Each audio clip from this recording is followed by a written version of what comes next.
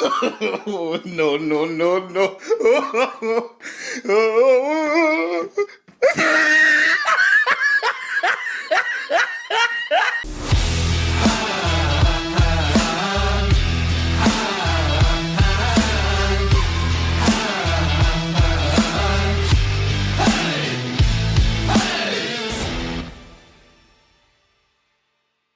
What's up, everyone? David here. Got a new video for y'all today. But before we get into it, if you haven't already, make sure you subscribe to the channel, hit the bell notification so you miss on any new videos. Because remember, new videos on this channel every Tuesday, Thursday, and Sunday. So don't miss out.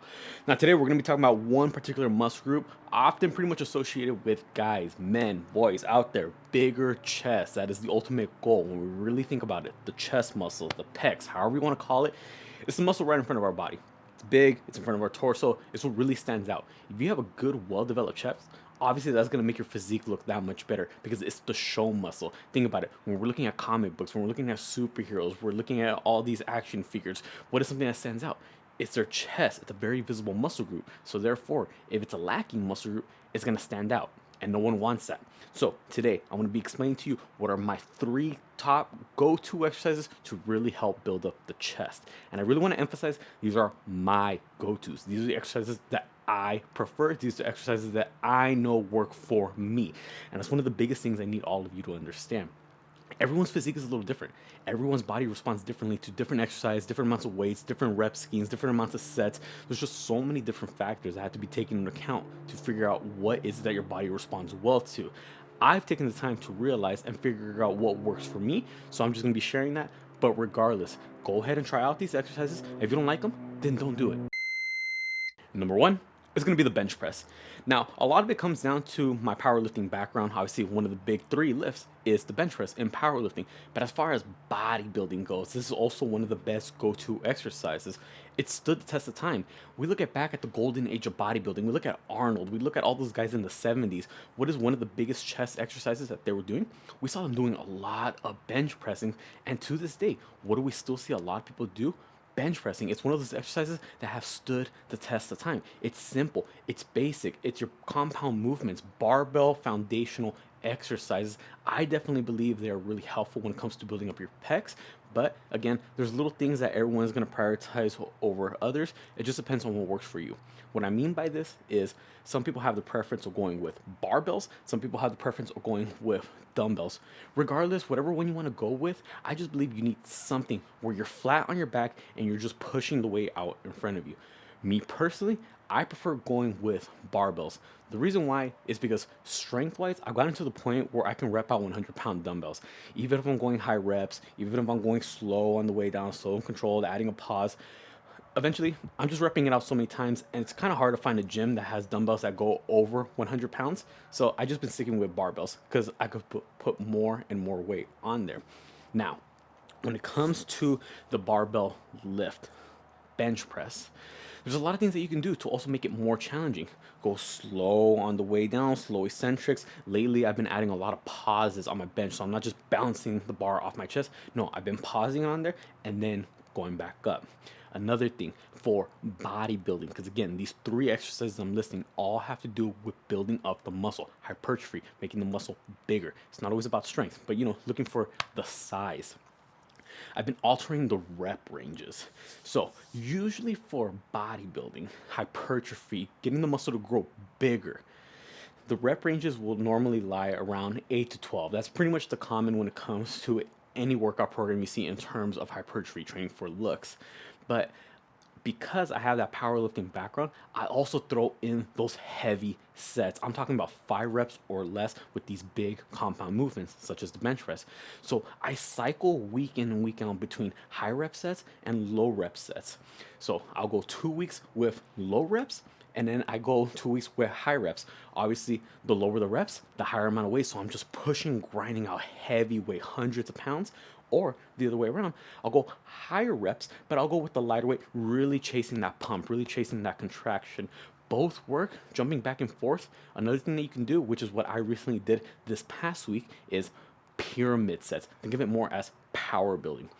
Warm up to a top set of a heavy weight, And then afterwards, do a couple back down sets, drop down sets with the lighter whip, and just AMRAP it, AMRAP, as many reps as possible. AMRAPs with the lighter weights, boom, perfect, got a good pump. Again, barbell bench press. Good foundational movement, compound barbell exercises, get the most bang for your buck. Alter the reps between high weight, low reps, and low weight, high reps. You'll see results. Second exercise I do is a variation of a pressing movement. Simply all we're doing is we're just getting a little more incline and we're gonna hit that upper chest. So I see many people doing incline bench presses, whether it be with a barbell, whether it be with dumbbells, whatever. They're a little incline. I hate when I hear people say that it's because I want to work on my upper chest or I'm only gonna be hitting the upper chest. The barbell incline press only works this upper portion. No, when it comes to that movement, no, it doesn't only work your upper chest.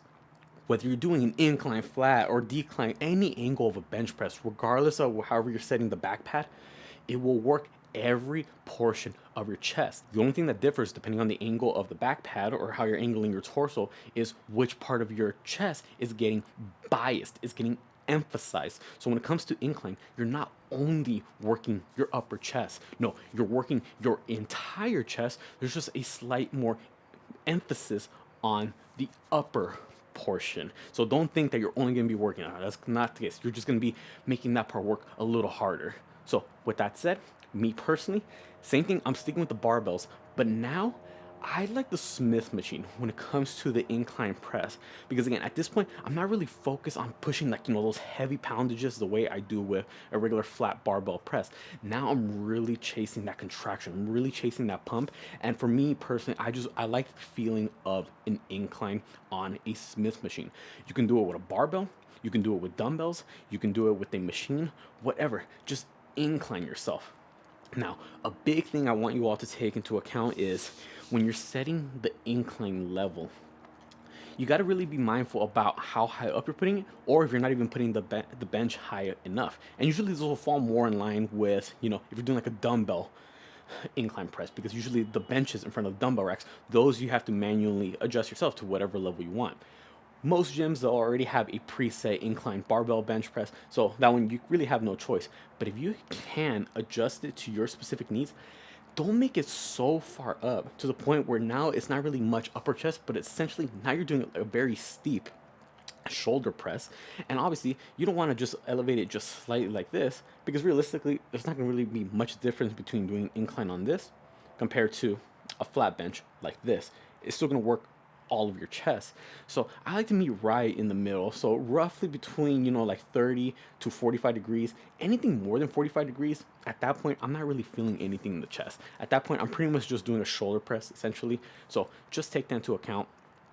When it comes to the Smith machine, I like to think of it as I'm trying to squeeze my arms together as I come up. Obviously I can't, because you can't crush the barbell, but just that thought process, contracting on the way up, making it seem like I'm squeezing my chest and bringing my arms together on the way up, and then slow and controlled back down. Obviously that's going to be easier to do with dumbbells because you can actually move those arms freely. But when it comes to doing a dumbbell, whether it be flat or inclined, I feel like I just waste more energy getting the dumbbells from the floor to my knees, then kicking them back and then getting in position. Hopefully I felt back right on the bench, I'm centered. Sometimes when I kick the dumbbells back, I lean towards one side, so now I'm off center, I gotta adjust my back on the back pad. It's just a lot of energy wasted. So I feel, at least when I do it with an incline on the Smith machine or even with a barbell, it's already preset. I feel a little bit more stable. And when it comes to working your chest with any exercise, you want to keep yourself as stable as possible, because then if you're on something that's, a little wonky, a little, unstable, then your cores have to be more engaged, and now you're wasting more time and energy on stabilizing yourself, and that's going to be less attention being driven towards your chest. So get rid of all these limiting factors, keep yourself nice and stable, so that the only muscle groups that are going to be working are those responsible for pushing your arms away. So obviously chest is going to be the biggest one of those muscle groups. And third, I'm already doing away with the compound exercises. If you haven't noticed by now, I like barbell movements. I like compound movements. That means multiple joints are being worked at the same time. In the case of any pressing movement, Obviously, it's going to be your shoulders and your elbows. But when it comes to bodybuilding, it's not just about those compound movements. You also got to take into account the isolations. Isolation means only one joint is moving. And obviously, when you isolate only one joint, that means you're only working one muscle group, and that be the chest. I'm talking about cable crossovers. Whereas in a flat barbell bench press or an incline bench press on the Smith machine, yes, you are working your chest, but the fact that it's a compound movement, it also means that you're working out the front delt and the triceps, which is not bad by any means. Obviously, your chest is still going to be working hard because essentially those are good chest exercises. But you never know when the reason why you stop doing your reps, it's not necessarily because your chest gave out, it's because of the burning sensation, the pain in your chest. Sometimes it could be just, your front delt is just too tired and too fatigued. Maybe you got weak triceps and that's what's keeping you from doing more reps. There's other limiting factors that are keeping you from doing more reps, and those more reps are what's going to lead to more chest gains. But when you do an isolation movement like a chest fly or cable crossovers in this case, which is what I prefer, the only muscle that's being worked is chest. So I'm just really burning them out. So what I like about the cable crossover is that I'm free to move in whatever direction I want. And if I were to compare this to another common chest exercise that I see many others do, like a pec deck machine or dumbbell flies, that just hurts my shoulders, especially the pec deck machine. There's just something about if I were to extend my arms all the way out like this, man, just like, I don't know. I don't know if my shoulders are just tight. I don't think they are because I stretch every day, but it just doesn't feel comfortable for me. And remember what I said earlier? It's all about what works and what you prefer. I don't prefer the pec fly machine. I don't prefer dumbbell flies. It's just moving in this general direction in front of me. However, if I were to just angle my arms a little bit more down and now push down this way, that feels a lot better, and I feel a bigger and better contraction on my pec. So that's why I like the cable crossovers. I don't stand so excessively far in front of the cables and I'm stretching my arms all the way back like this. Again, that just hurts my shoulders. Instead, what I do is I actually stand right side by side of the pulleys and the cables, and I angle my hands down, bend a little at my hip, and now I'm pushing them down rather in front of me. Right here, I'm getting the good squeeze on my pec. And another thing, we emphasize working the upper chest with the incline. If you were to angle your arms down like this, now we're going to emphasize a little bit of the lower and outer part of your pec here. Keep in mind, with any exercise, if you want to emphasize a particular portion of that muscle group, then you have to contract it in the direction of those fibers. Your upper chest, the muscle fibers go upwards like this. So obviously you want to contract by going upwards in that direction. The middle part of your chest, or majority of your chest, the muscle fibers are, relatively parallel. So what do? You contract in that direction with a barbell bench press. That's how it works a little everything. Your lower muscle fibers down here, the lower part of your chest, they angle a little bit more down like this. So what are we going to do? We're going to contract them by going downwards. Contract your muscles in the direction of the muscle fibers if you want to hit it as optimally as you can. So that's why I prefer going a little bit lower. So with these, I'm not going super heavy. It's not like the barbell bench press where I'm going 5 reps or less. No one's ever going to ask you what's your max on cable crossovers. It's just not a common exercise to prioritize strength necessarily, but it's a great exercise to get ultra high reps and really just slow and controlled, hold it at the bottom and just get as much blood flow in there as possible. Those are the 3 exercises I just did towards my last chest workout, and that was the order that I did them in.